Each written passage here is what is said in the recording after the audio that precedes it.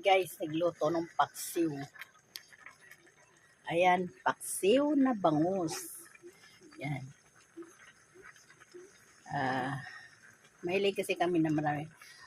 Una kong nilagay dyan, nilagyan ko ng bawang. Ayaw ko maglagay ng sibuyas. Hindi ako naglalagay ng sibuyas. Lalagay ko ng luya. Tsaka tanglad sa ilalim, sinapin ko.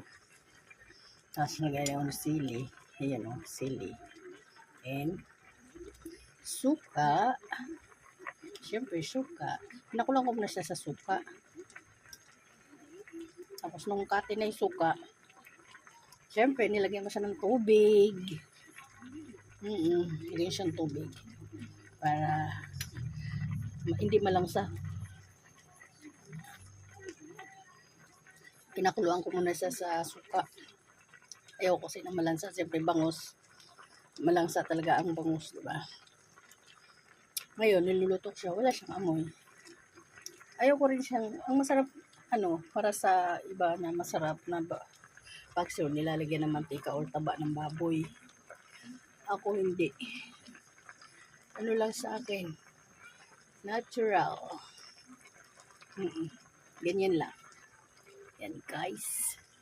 Thank you, guys. God bless. Hello, guys. Sa wakas, tatapos din ako magluto ng aking bangus na paksiw. Thank you. Kanina pa ako nagluto. Salamat. Dumaan kasi yung suki ko sa isda. Kahit mahal, kailangan mong mag-ulam eh. Kaya bumili ako ng 1 kilo mahigit yun. Kasi ang kilo ng bangus dito, 220. 300 binayaran ko. Kaya mahigit 1 kilo yun. Thank you guys. Luto na. Yummy, yummy.